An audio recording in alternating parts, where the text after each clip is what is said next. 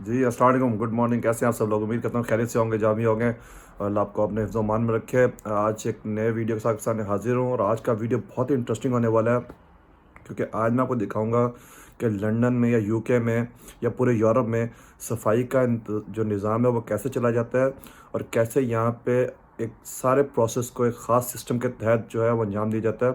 तो इस वीडियो को पूरा देखिएगा शुरू से आखिर तक, ताकि आपको सारी इन्फॉर्मेशन मिल सके। और जो लोग नए हैं चैनल पर, please do subscribe my channel and keep supporting my work. Check it out.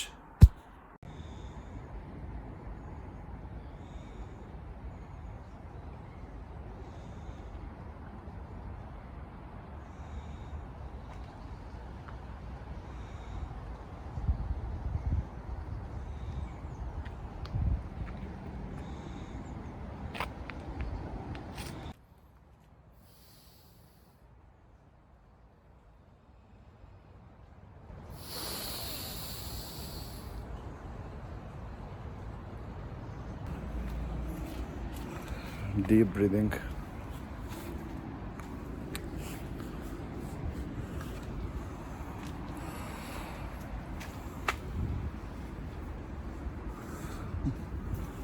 Morning. Hello. Thank you.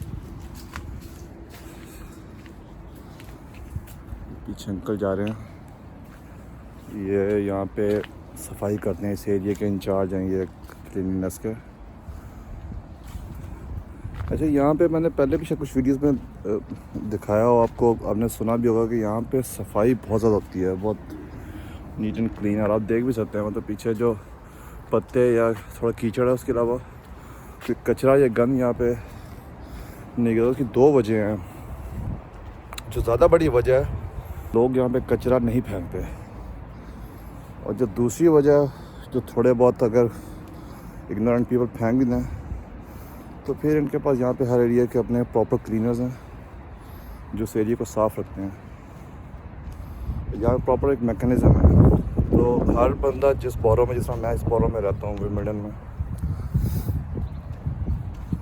तो हम हर महीने तकरीबन ऑन एवरेज 100 के आसपास, 100 पाउंड के आसपास की एक फ़ीस देते हैं, जिसको कहते हैं काउंसिल टैक्स। हर महीने जाता है और हर घर से जाता है। मेरी बिल्डिंग में अगर 50 फ्लैट्स हैं तो हर फ्लैट वाले देते हैं, और हर घर से ये देते हैं। और घर बड़ा हो तो ज़्यादा फ़ीस है, घर छोटा हो तो कम फ़ीस है।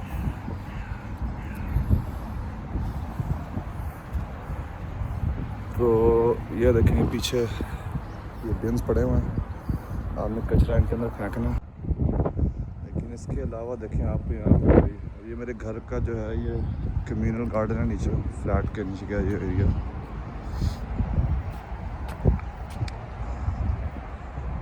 तो यहाँ वो कचरा नज़र नहीं आएगा।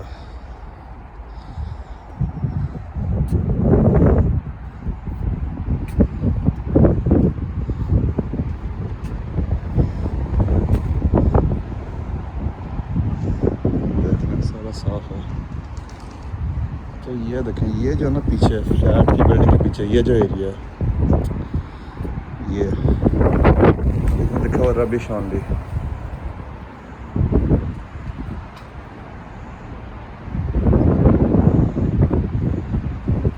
तो हर फ्लैट में मैं अभी आपको दिखाता हूँ, मेरी जगह वो लिड से ओपन करते हैं और कचरा हम डाल देते हैं। तो वो कचरा ऊपर पूरे फ्लैट से होता हुआ नीचे इस जगह पे बिन पड़े हैं बड़े बड़े, उनमें आगे करता है। और ये हर दूसरे दिन यहाँ पे एक बहुत बड़ी गाड़ी आती है काउंसिल की, वो सारा कचरा उसमें डालती है और बिन रिप्लेस करके यहाँ पे साफ़ करके रख देती है, ताकि अब फिर से जो दोबारा फेल ना हो तो उनको फिर से रिप्लेस कर दिया जाए। लेकिन ज़्यादा इम्पोर्टेंट जो है वो फर्स्ट पार्ट है कि लोग कचरा नहीं फेंकते। तो अपने आसपास सफाई का ख्याल रखना बहुत ज़रूरी है, सबकी रिस्पॉन्सिबिलिटी है। चलो ये देखें जी, ये मेरे फ्लैट के बाहर ये जगह बनी है वॉल के अंदर ये, और इसको यहाँ से खोलें और इसमें जो है वो रबिश डाल दें और रबिश नीचे चला जाता है। वो जगह मैंने जो आपको दिखाई है, ऐसे बिन्स पड़े बड़े बड़े, उनमें गिर जाता है और फिर जो काउंसिल गाड़ी है वो उनको लेकर चली जाती है। अच्छा ये देखें यहाँ भी ये लगा हुआ है और इसके ऊपर नोटिस बोर्ड भी लगा हुआ है रबिश चैटर। ये खुल जाता है, इसके अंदर आप रबिश डालें तो हम लगा कि रबिश को आपने बैग में डालें, बैग को इसमें डालें और ये नीचे जो मैंने आपको जगह दिखाई है वहाँ पर चला जाएगा ऐसे बिन्स में और फिर वहाँ से इनकी रिसाइकिल होंगी। मैं आपको पूरा प्रोसेस भी दिखाऊंगा अभी कि कैसे होती है प्रोसेसिंग। तो ये देखें बिल्डिंग के बाद जो कंस्ट्रक्शन काम हो रहा है स्काफ फोल्डिंग की, इसके अंदर सफाई है। देखें सारे को एरिया कॉर्डन ऑफ किया हुआ है और कोई गन नहीं है यहाँ पे।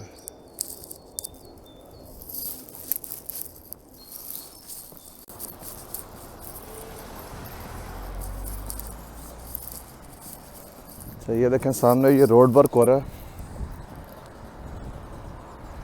मैं दिखाता हूँ। ये रोड के बिल्कुल साथ साथ है। ये देखें ये रोड है और ये काम हो रहा है। तो इन्होंने दूर से ही ऑरेंज कलर के ये हाई विजिबिलिटी मार्क्स लगाए होते हैं ताकि दूर से पता चल जाए कि यहाँ पे काम हो रहा है। तो लोग लेकिन देखें पैदल चलने वाला भी रास्ता छोड़ा हुआ इन्होंने यहाँ पे।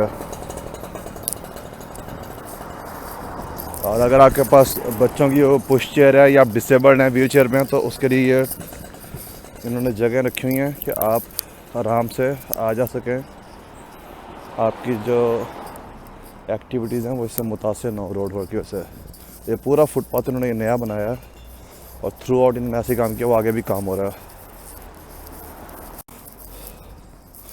तो ये यहाँ पे इसी तरह से ये लोग काम करते हैं कि हर वक्त काम होता रहता है डेवलपमेंट और कंस्ट्रक्शन का, लेकिन जो डे टू डे लाइफ है वो कम से कम मुतासिर होती है।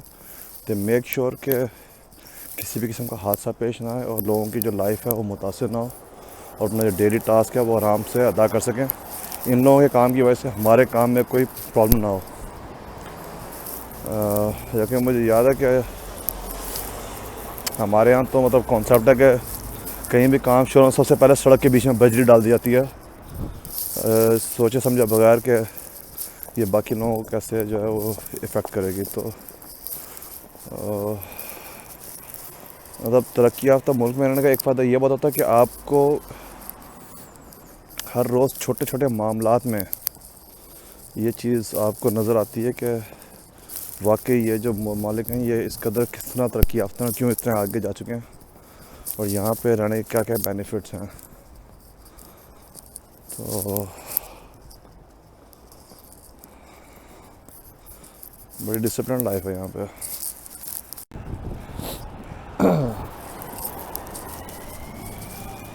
अच्छा ये देखें जी ये लॉरी आ रही है, ट्रक, ये इसमें सामान उठाते हैं सारा। ये देखें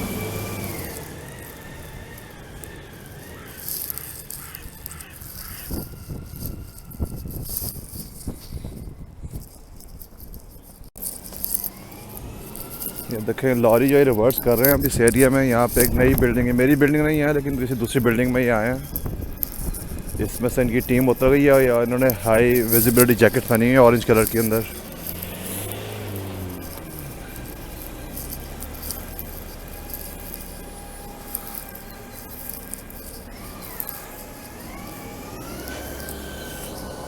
they work like a team. तो ये पीछे भी बिल्डिंग में जाएगी और ये वहाँ से जो है वो सारा सामान जो बिन्स हैं इस तरह के बिन्स वो इस लॉरी के अंदर ट्रांसफॉर्म कर देंगे। तो इस तरह की जो गाड़ियाँ हफ्ते में 2 से 3 दफ़ा आती हैं मुख्तलिफ एरियाज़ में, डिपेंड के उस एरिया में कितनी पॉपुलेशन है। और वो देखें वो लोगों ने घरों के बाहर जो बिन बैग्स रखे हुए हैं ये ऑरेंज कपड़ों में जो लोग हैं उनको कलेक्ट कर रहे हैं और ये अब उसमें डालते रहेंगे।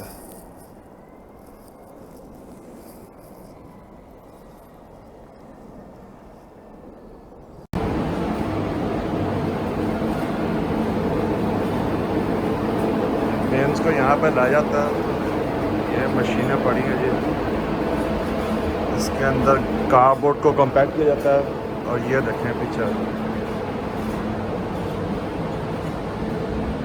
जो बड़े बड़े बिन्स होते हैं उनमें सामान ला के लेकर आते हैं। जिस तरह ये बिन्स पड़े हैं यहाँ पे खाली हुए हुए, इसको यहाँ से हुक पे लगाते हैं इस वाली जगह से और ये पूरे का पूरा बिन इसके अंदर चला जाता है।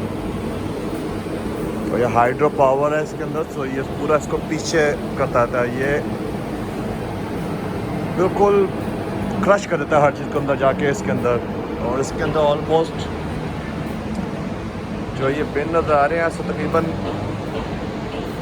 ऑलमोस्ट 50 बिन्स ऐसे भरे हुए कचरे से इसके अंदर जाके, तो बिल्कुल छोटी फॉर्म में जाता है, तो ये भर जाता है सिलेंडर, तो इसको रिप्लेस कर देते हैं जाके जो साइट्स हैं वेस्ट डंप करने की, वहाँ पे उनको रिसाइकल कर देते हैं और फिर से भरना शुरू कर देते हैं। तो ये पूरा एक साइकिल है कि यहाँ पे कचरे को किस तरह से मैनेज करते हैं ये लोग।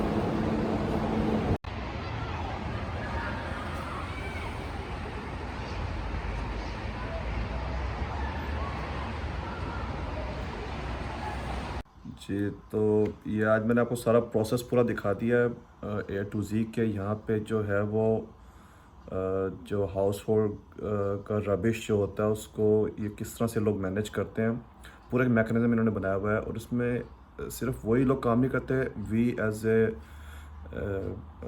Community, as a household, ये हमारी भी रिस्पॉन्सिबिलिटी है कि हम उनको सपोर्ट करें।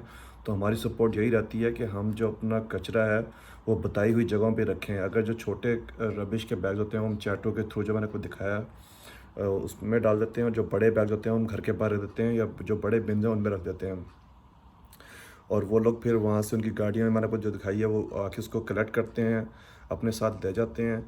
और फिर पूरा मैंने आपको प्लांट भी दिखा दिया। थोड़ा सा वहाँ पर ज़्यादा शूटिंग वीडियो शूट करनी है, मुझे नहीं परमिशन देते, जितना मैं कर सका मैंने आपको दिखा दिया। उस पर थोड़ी सी इन्फॉर्मेशन मैं यहाँ पे ऐड करता चलूँ कि वहाँ पे जाके जो एक प्रोसेस होता है उसमें पहले जो कचरा होता है उसको सॉर्ट किया जाता है।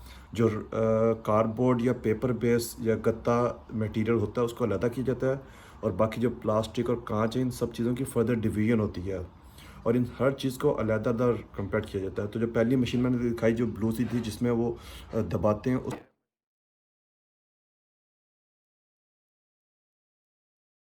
सिर्फ कार्डबोर्ड या पेपर या इस तरह की चीज़ों को किया जाता है, और उनकी रिसाइकलिंग अलग होती है। वहाँ उन चीज़ों से ज़्यादातर रिसाइकल करके नई चीज़ें बनाई जाती हैं, जिस तरह के टिश्यू पेपर्स हैं, किचन में यूज़ होने वाले किचन टॉवल्स हैं, वैसे राइटिंग पेपर हैं, और बहुत सारी चीज़ें बनती हैं, बैग्स बनते हैं, काफ़ी चीज़ें उनसे वो लोग रिप्रोड्यूस करते हैं। और इसी तरह से जो प्लास्टिक का जो मटेरियल होता है उसकी भी अलग से रिसाइकलिंग होती है, उनको में भी जितना एलिमेंट होता है। यहाँ पे इस चीज़ को एक जो टर्म यूज़ करते हैं उसे कहते हैं सर्कुलर इकोनॉमी, कि हर उस पार्टिकल को वापस दोबारा से रीयूज़ कर लिया जाए, जो जो पार्टिकल सर्टेन चीज़ें प्रोड्यूस कर सकता है। तो प्लास्टिक से जो चीज़ें बन सकती हैं, जिस तरह से नए रीयूजेबल प्लास्टिक बैग्स वो बनाए जाते हैं, और ग्लव्स बनाए जाते हैं, काफ़ी कुछ बनाया जाता है। और इसी तरह से जो जो ग्लास मटेरियल है उनसे जो बॉटल्स वगैरह हैं वो दोबारा से प्रोड्यूस की जाती हैं। तो यहाँ पे अब वो वाली जगह मैं नहीं विज़िट कर सका, कि कोशिश करूँगा दोबारा आपको दिखा सकूँ कि वहाँ पे जाके जब इन चीज़ों को प्रोसेस करके नई शक्ल दी जाती है। और यहाँ पे फिर से बहुत सारी ऐसी एंटरप्रेन्योर्स फर्म्स हैं जो ऐसे प्रोजेक्ट्स पे काम करती हैं, और वो फिर गवर्नमेंट के साथ मिल के जाके उन्हें पता होता है कि अभी ये कंपनी इस सिलसिले में काम कर रही है, तो बजाय इस चीज़ को डंप करने के लैंडफिल में, वो फिर सर्टन टाइप ऑफ मटेरियल जो रबिश से निकलता है वो कंपनियां ले लेती हैं, और फिर अपने प्रोसेसिंग यूनिट्स में जाके उनसे नई चीज़ें बनाती हैं। और वो चीज़ें भी यहाँ पे काफ़ी पॉपुलर हैं, लोग उनको लेना पसंद करते हैं। वो रीयूजेबल मटेरियल से बनती हैं, उस पर लिखा होता है 100% रिसाइकलेबल जी वो। तो ये थोड़ी सी इन्फॉर्मेशन एडिशनल थी जो मैं वहाँ पे नहीं उस वक्त रिकॉर्ड करते हुए बता सका आपको। मुझे उम्मीद है कि आपको ये वाला वीडियो पसंद आया होगा। अपने कमेंट करके ज़रूर मुझे बताइएगा, और do thumbs up if you like this video, keep supporting my work. बहुत शुक्रिया, अस्सलाम वालेकुम।